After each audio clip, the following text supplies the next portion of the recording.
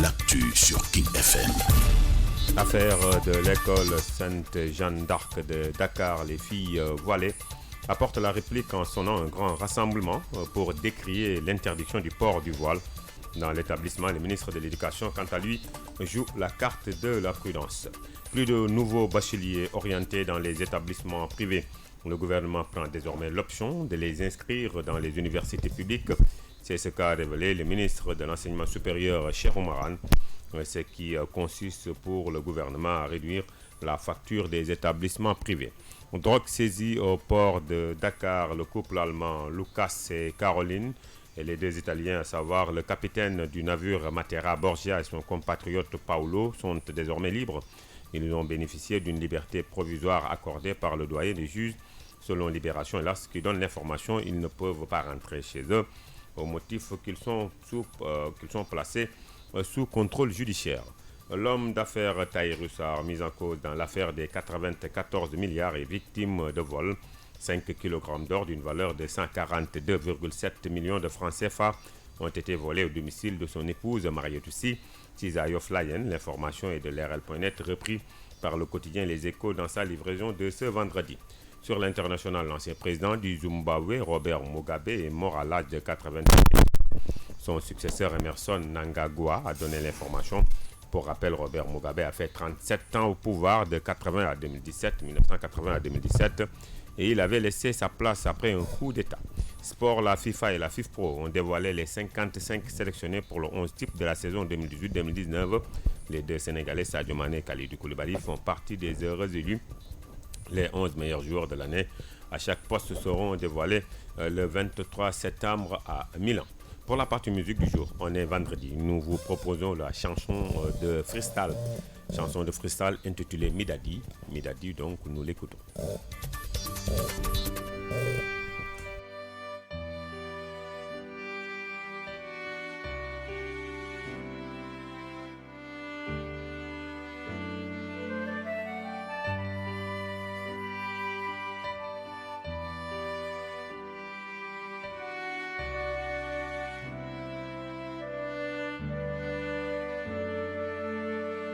midadi wa qalami liman zazaha yamma kama zazazita.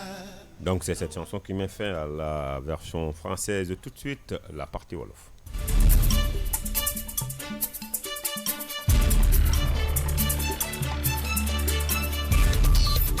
yéen a ngi déglu King FM ci 99.4. mbokk yi jàngeen jëf xibaar yi ci tënk ñu dooree ko nag li nga xam te ni moo di xew ca fële di école Sainte-Jeanne d'Arc bu Ndakaaru jigéen ñi nga xam te ne dañuy muuru ñoom nag nam rek amal ab mobilisation bu am solo ngir ñaawlu kon ndogal li nga xam te ni moom la kilifay école ba jël ngir tere lépp li nga xam te ni moo di wàllu waal mooy muur seen bopp nag ki nga xam te ni mooy jëwriñ ji ñu dénk wàllu njàng mi moom jamono ji nag rek dafa xool naka lay doxalee mbir mi ngir mën a indi jàmm ci diggante ñooñee. Nouveau bachelier maanaam ñuy doog a am bac kenn dootu leen dugal ci établissement privé yi maanaam moo di école formation yeeg ñoom seen gouvernement bi la mu tànn jëmale moo di kon léegi yóbbu leen ca université publique yi loolee nag ki nga xam ne moo di jëwriñ bi ñu dénk wàllu njàng mu kaw mi di Cheikh Oumar Anne neen nag loolee rek dafay may li nga xam te ni gouvernement bi moo di mën a fay facture yi nga xam te ni amel nañ ko établissement privé yi ba noppi wàññi bu baax a baax bor bi nguur gi amal yooyu lay école la drogue bu ñu jàpp ca port bu Ndakaaru kon couple allemand bi nga xam te ni ñoo di Lucas ak Caroline ak ñaari italien ak capitaine u bateau bi di Matera Borgia ak ki nga xam te ni moom la bokkal réew di natangoom di Paolo ñoom nag bàyyi nañ leen kon li ñu am rek moo di bàyyi ndëgandiku doyen des juges moo leen ko may xibaar yooyu ki nga xam ne moo di kon yéenekaay yi di Libération ak L'As ñu ne rek ñoom nag mënuñu ñibbi seen kër ndaxte dañ leen def sous contrôle judiciaire.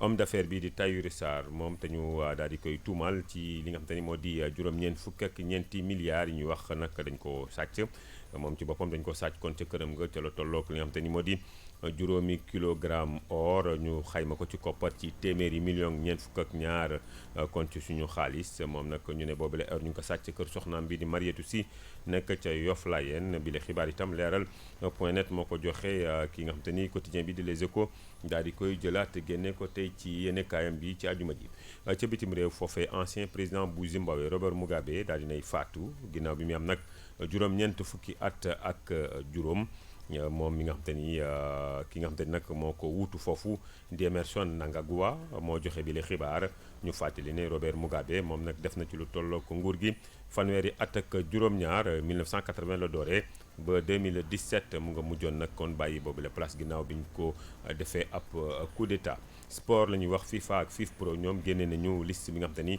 juróom fukk ak juróomi joueur lañ ci tabb ci saison 2018 2019 ci juróom fukk ak juróomi joueur yooyu nag jàpp leen ni ñaari sénégalais bokk nañ ci kii di Sadio Mané Kalidou Koulibaly kon 11 meilleurs yi maanaam fukk ak benn yu ñu tabb ci at mi daañu ko xam kon ni ki ñaar fan ak ñett ci weeru sattumbar ca Milan. ñu jeexalee li nga xamante ni moo di wàllu musique tey ajjuma ji ñu tànn ab way woo xamante ni freestyle moo ko def way wi ñu duppee ko Midadi kon ñu déglu ko.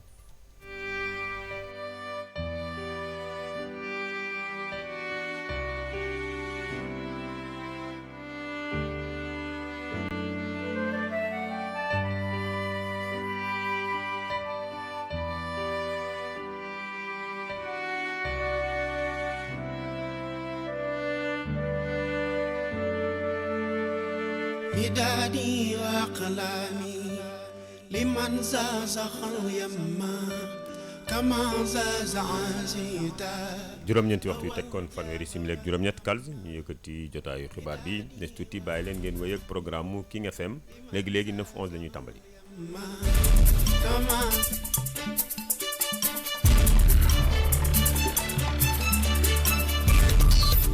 Rejoignez-nous sur notre Facebook, Twitter, Instagram.